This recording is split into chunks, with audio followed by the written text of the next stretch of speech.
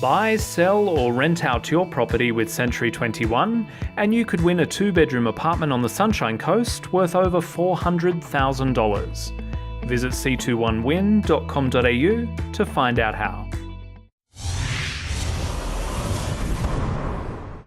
Welcome back to the show. Well, joining me on the show tonight is Joe Kelly, Chief Marketing Officer of UBank, and we've just been joined by Charles Tarbey, Chairman and owner of Century 21 Australasia. Well, the RBA dropped the rate to 1.75% last month and held it at this rate until early June. So why do we think that the RBA did this, and what does this mean for investors? But to start with, I'm going to jump to Charles Tarbey's new suit. We heard about this a few weeks ago. Century 21 have lost the gold jacket, and we'll try and get your logo in there as much as we can, Charles. I'll wear all the versions of it. So because Century 21's the biggest firm in the world, isn't it, with the gold jackets, how come you've changed? Well, we still have it in there. We still have it as an option, but it's part of the process now. Some people just don't look good in gold, and a lot of the red-headed ladies would always complain to me. They'd say they need something darker. I don't know. Whereas the silver fox, then you look good in anything. Yeah, I look good. Yeah, I looked good in your seat last week too. Thanks very much for that.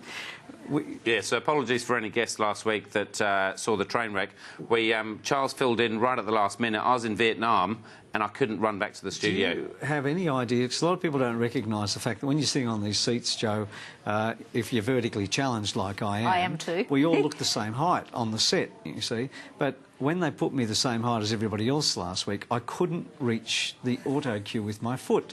And not having used it before, it kept slipping away, so I had to make it up as we went along. It's apologies for any viewers out there. As you can say, this is live TV and we deal with things as they come up. Yes. Well, we've heard about the suit. So tell us about the RBA dropping rates and what your thoughts are around that. So, they were responding to inflationary pressures, which had held reasonably steady until June. And I guess the great thing for investors is they can take advantage of that low cash rate and continue to invest in property. So, yeah. Now, for most of us, we love a drop in interest rates, but you're always concerned that it's going to pump the market, aren't you, Charles? I know your answers in advance. Yeah, especially when it's as low as it is. And I understand why they introduced the interest rate reduction. I do get it, but it needed for other parts of the economy. But when it comes to real estate, it is absolutely not needed. And it continues to fuel the fire beyond where it should be. And it did this last year. And some areas in Sydney and Melbourne, the pricing is way up there. You heard Tom say a $200,000 over reserve price. Now, yeah, we saw that last year. We saw it at the start of the year. But now, again, in winter, when everybody's not selling and it all quietens down, and what's going on? And I think that people can understand now they can borrow more. And as I mentioned before, I think it's about reducing your mortgage, not about borrowing more. And that's my biggest concern. And I would agree with Charles on that. I think that people need to really think about what they need to do, reduce debt as fast as they can, and yeah, not be burdened. The rates are not going to stay this way, are they, Joe? At some point in time they're going to move it. The market will always fluctuate, as you will have seen over a number of years. Yes. So, yeah. Well, we were around for the 18%ers. I paid 27% on my first house.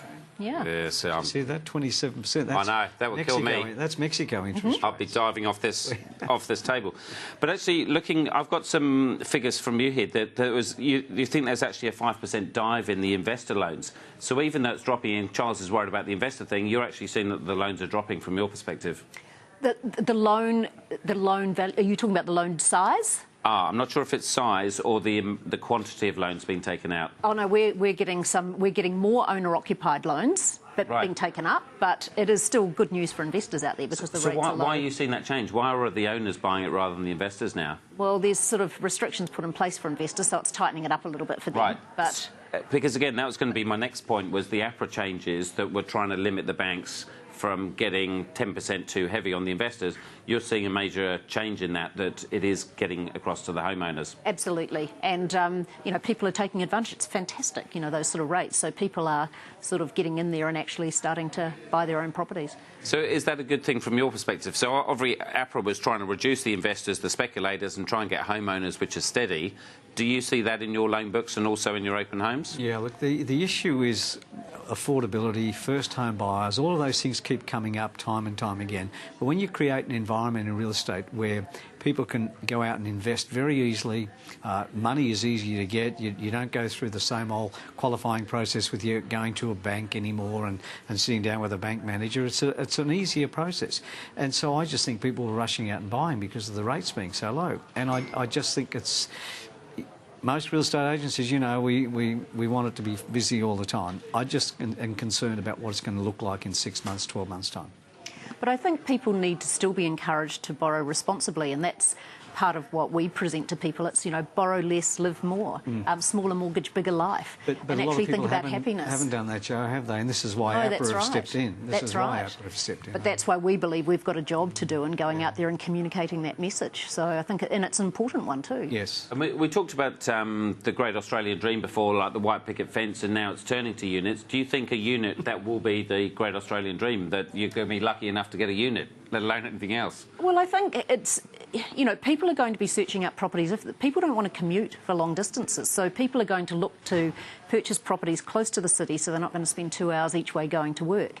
And I think people will start looking, as they already have, the trend is already there, people will start buying property close to train lines, commuter hubs, and so units and apartments will be a serious consideration for people in the future, and a good one. So it's become quite a great way to live now. I mean, going back years ago, we always talk about this too. Units were units. They were there because you couldn't afford to live anywhere else. Nowadays, people want to live in apartment complexes, and you look at the medium density issues. A lot of state governments... I love living in a unit. I know you do. A lot of medium density... but yours is a penthouse. A lot of medium density... yeah, but my penthouse is only halfway up the building. around the country has been dealt with by some of the state governments very well. The New South Wales government haven't dealt with it that well. So. Well, let's change subject and let's look at the numbers. So what's happening with the clearance rates? Well, again, we refer back to Tom and that auction. We've got to factor that in. The average clearance rate across the country was 67.8%. Now, this time last year, which is one I always go off, it was a very different story. It was 77.3. So it's almost a 10-point difference. The issue is if you take out the eastern suburbs of Sydney, if you take out some of the more upmarket areas of most capital cities, and put them to the side, their clearance rates are in the 90s. But when you take it as an average, so there's very different marketplaces. Sydney was the best at 74.7. It was followed by Melbourne at 68.2. And so both of those capital cities were 10 points higher last year. And that's the problem with taking these averages, is if some are as 100% and the others down at 40%, then so you've got to read what's going on in your local area. Yeah, definitely do. Homes advertised for sale. Tom's picking that we're going to get stacks in after this election. He mentioned that it's negative, and he's right. It's negative 1.18% this week over last week. Last week was negative over the week before. But there is a different stat in place that we need to pay attention to, and that is that the stock on the market today compared to this time last year is 12.19% higher. So there's a lot more stock on the market this year than this time last year, and the clearance rates are 10 points lower. So somewhere in there, I don't know what's kicking it along in the top end. Maybe at the top end there's not enough stock, but in the rest of the market there's stock coming through. Sounds good. Just what we want to hear. Vacancy rates, Charles. Or maybe we should go for the rent price. Yeah, OK, just testing you. I have to correct him every now and then. The best performing part of the region actually was Darwin, up 0.9% for rents over this time last week, followed by Hobart. It came up at 0.29. Sydney was negative at 0.56%. But when you look at it overall, it's been pretty steady. It's a 0.48% lower than the start of the year. Overall, when you look at the averages, so it's not too bad. It's stable. It's not going crazy yet. We'll see what happens after the election. Good. And finally, the vacancy rates. Sydney's the best again, 2.12. Melbourne 2.88, and Perth a little bit concerning again, back over 7.08%. So those three have given us an average of 4.06%. Just have to keep an eye on Perth still. Yeah, wonderful. Now, look, I know you're more into the marketing area and you haven't got your crystal ball, but in terms of elections, negative gearing, stuff like that, is the bank concerned about that kind of stuff, or booms or bubbles, or do you think it's business as usual and things are OK? Look, for right now, it's business as usual. We can't predict what's going to happen. It's going to be a really busy few weeks leading up to the election, and we're in a wait-and-see. And just deal with the consequences We'll deal as with it the comes, consequences as they come. Well, what I'm thinking.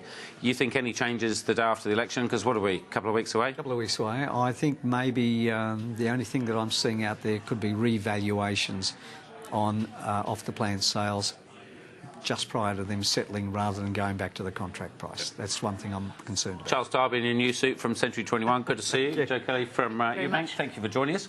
Thanks for joining us at home. We'll be back again next week. Until then, I'm Chris Gray. Good night. The information featured in this program is general in nature and therefore should not be relied upon.